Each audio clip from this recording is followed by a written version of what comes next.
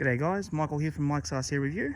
Just testing out the fj40 without the roof. Bit of a summer drive, I guess. Feels like a summer's day today, even though we are pretty much on a steady track heading towards winter. This morning's temperature was 10 degrees where I am in Victoria, and being late April, early May, that's about the temperature that we normally get. But it is fairly sunny out where I am. I'm just going to be doing a couple of shots here because I've made a couple of changes to the setup on the leaf springs on this BJ40. The other thing is, for those with keen eyes, I have changed the paint scheme from gloss to matte, so it's now sporting a matte clear coat on top of the Dune Beige color.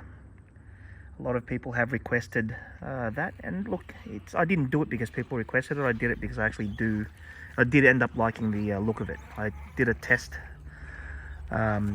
spray on a couple of the parts, and I ended up liking the way it looked. So hopefully those that are watching do like the way that the Dune Beige looks now, with a matte clear coat finish instead of a gloss finish.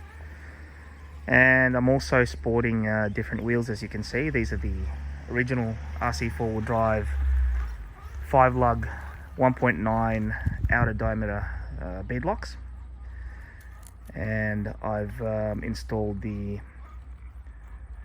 rc4wd drive locking diffs on them, the Warn locking diffs, which are officially licensed from Warn.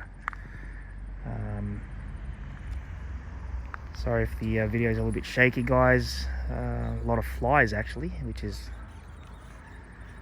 a little bit weird for this time of the year. Usually flies go away when summer goes away, but being peppered by flies at the moment. Anyway, the adjustments that I've made on the leaf springs are fairly, well, from my standpoint, they are fairly significant, because I've actually had to change the hangers from the front to now the rear. So the hangers are actually, I'm talking about the front suspension here, not the rear. So the front suspension, or the front leaf springs, used to have the hangers at the front, whereas now they are facing the rear. The reason I did that was because the diff was actually tipped towards a down angle, which is not, of course, a normal thing even in real vehicles. So I decided to change them around. And the other thing was, I wasn't getting the articulation that I thought I should be getting, even for leaf springs, even though leaf springs are supposed to be, of course, minimal articulation and more wheels in the air. But in any case, it just didn't seem right. So at present, it does seem like I do have the correct setup now, and as you can see, I am getting nowhere near the flex that you'd normally get from say the coil springs, but I am getting enough articulation in here to enjoy watching the Land Cruiser bounce up and down, I guess. Trying my hardest there not to scratch the ARB diff covers that I just bought a couple of weeks ago. But eventually they will obviously get scratched. I guess at the end of the day, that's what, you know, they're in a fairly precarious position and in a location, sorry, and it is going to be very much an impossible task not to scratch them. So just gonna have to do my best not to scratch them, but I know that they will be scratched. Just go full beam on the lights there so it doesn't flicker on the video. But yeah, I'm very happy with how everything's performing. As you can see, there are wheels in the air in the front left wheel, and they are performing to my expectation. They're putting a smile on my face now. So I wasn't happy with the setup that I had initially, even though I've done a few videos on the leaf springs now. But because look, everything, I guess, when you're new to the hobby, everything is a learning curve. There are a lot of people who can advise me because, you know, you've got the Facebook forums and stuff like that. But at the end of the day, you do have to do your own trial and error. You've got to go through all that stuff yourself. And, you know, whether people agree or not, whether people like it or not, I don't do that for people. I do it for myself. But yeah, you do have to take all the advice that you get with a grain of salt, because what works for some people doesn't necessarily mean it's going to work for yourself. And with this setup, I have actually figured this out for myself. Like, this isn't a setup that anybody advised me to do, or anybody said that, you know, you should be doing this or should be doing that. But this is my own setup, and as you can see there, I'm getting, look, if this was a real 1-to-1 scale vehicle, I'd say around about 1.5 feet worth of articulation for the front wheels. And from my testing inside the house prior to me coming out to the rocks, I was getting roughly, in scale 1-to-1, around about 2 foot or 2 feet of articulation to the rear. So I'm happy with that, because with leaf sprung vehicles, you don't get much articulation, as you guys would probably know already. It's more about the firmness and about the fact that they can carry more and tow more. But they are performing to my liking. I'm very happy with the way these are set up at the moment, and hopefully I don't end up snapping a leaf and I'd have to change everything all up again. But as you can see there seems to be a little bit more articulation for the rear, which is normally, I think, normal over the front. But in saying that, from the front, looking at it front on, it seems to be just right. So I do one more pass.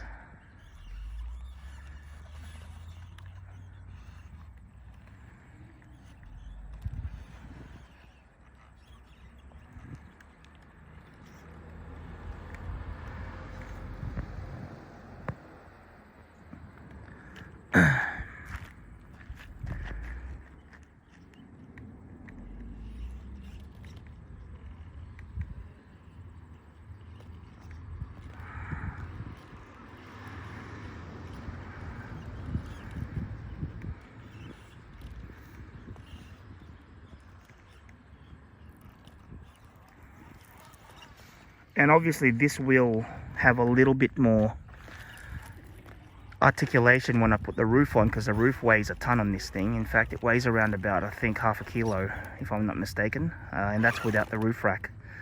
The roof rack that's coming, which is a CC hand roof rack, should be an additional 250 grams, I'd say, so 1/4 kilogram, which is a lot. So it's going to be top heavy once that roof rack does come. But yeah, it's as a roof down version, I'm actually fairly happy with the performance in that. In fact, it'll tempt me to run this thing without a roof a couple of times now, because normally I wouldn't run it without a roof, just because I like the roof. I like the way it looks with the roof on.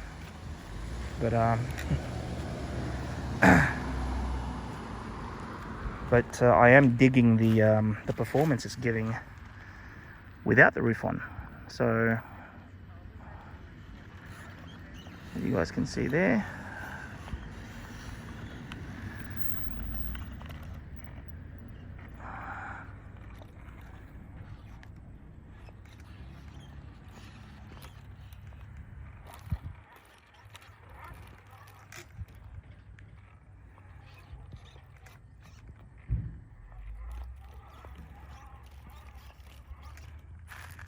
also love the modulation I'm getting out of the quick run motor. It's very smooth, and the other thing is it's giving me a lot more control over the brushed motors that I've run in the past. on my D110, just as a comparison. So yeah, that concludes the video. Hopefully it's giving you guys an insight to what a few tweaks here and there can achieve with regards to suspension setups, and any setup for that matter. It's just all about trial and error, I think, with any hobby. Even with my planes, so some of you guys might know I used to fly RC planes, and I still do. But it took around about 15 crashes, very expensive crashes, write-offs, complete write-offs. So I wrote off 15 planes, which were no less than around about 1,200 to 1,300 Australian dollars each. So if you calculate that, that's a lot more. That's more than around about 16 grand of losses in probably the first 5 years of flight. And I totaled 3 helicopters, which were around about $4,500 each. But after all that money that went down the drain, I can now proficiently fly. I can fly as good as any other pilot can, I guess, with any RC planes. I'm not into RC planes for the 3D flights. I loved just flying scale flying, so basically just circuits.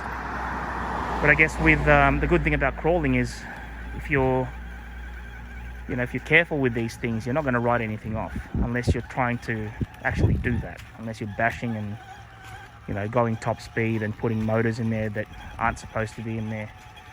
With crawling, it's a little bit different, because for you to write something off or completely total an RC rock crawler, you'd have to really roll it down the side of a cliff, and you would have to roll around about 50 times for it to completely be written off. And even then, you could still probably recycle the chassis. So that's what I love about the crawling scene, is the fact that even with the trial and errors, it doesn't really necessarily mean you're going to have to spend a lot of money repairing things. But anyway, I'll let you guys go. Thank you so much for joining me on this video, and hopefully we've both learned something on this video, and hopefully you like the look of the RC4 drive Grande 2 fj40 or BJ40, sorry, the way it is now.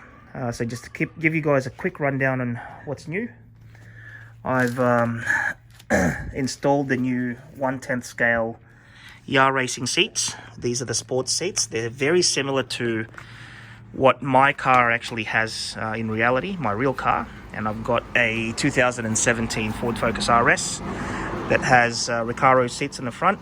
I wanted those seats for this four-wheel drive, I guess, scale 1/10 vehicle that I've got. But I never actually thought that somebody made them. And to my amazement and amusement, somebody actually did, which is Yar Racing. So that's the way these things look. I've now also painted all of them in black. 4 of these used to be red. So these 4 used to be red because the hobby shop I bought them off only had 2 black ones and 2 red ones in stock. And I needed 6 seats, as you guys can see, because the Land Cruiser has 2 bench seats at the rear and 1 large bench seat at the front. I had to make my own console, my middle console, because this used to be a bench, obviously, so it didn't have a center console, so I made my own center console. Out of all things, you wouldn't guess what that is, but it's actually a Tic Tac box. And all I did was paint it, and I had 2 spare air conditioning vent stickers from my RC 4-wheel drive Grande 2 D90. A couple of spare Warn stickers as well, which are stuck on. ARB stickers, which are stuck on to make them look like they are ARB seats, even though they're not. I guess they're the only things that aren't really scale on this build, but because I normally run this thing with a roof, you'd probably hardly ever see them. But just to give you guys a comparison look, they're the Recaro seats in my RS Focus. Okay, so as you can see, it's like a matte kind of dark grey finish on Alcantara in the middle. But obviously I can't replicate Alcantara on paint, so I just basically painted everything in matte black. Okay, and instead of having Recaro or RS, because I can't find any stickers, Recaro stickers that would fit on them, I ended up doing the ARB ones instead. There are more scale things to come. As you guys can see now, I've also got the ARB diff covers from rc4wd drive, front and rear. And the roof is actually all white now. I'll do a video, the next video I'll do will have a lot more scale items on there. So I hope you join me on the next one. And yeah, I'd like to thank you all for joining me once again, guys. If you've got any comments, please don't hesitate to comment, positive or negative. As long as they're not smart ass comments, I will respond to you. And yeah, see you on the next one. Peace out.